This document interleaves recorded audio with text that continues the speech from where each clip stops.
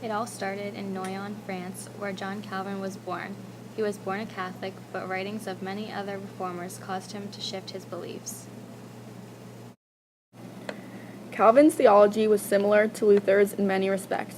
Calvin's followers created churches, among them the French Huguenots, the English Puritans, the Scottish Presbyterians, and the Dutch Reformed Church. Luther's writings persuaded him to break free from Catholicism and begin believing in Calvinism. Some of his main beliefs were total depravity, which means all human beings are sinful and are born with and inherit sin.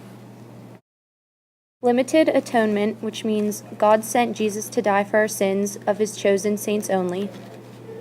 Irresistible grace, which means God's chosen elect can't resist God's grace in their lives.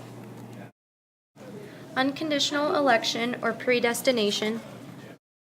And perseverance of the saints, which means one can never lose his or her salvation because they are eternally bound to Christ.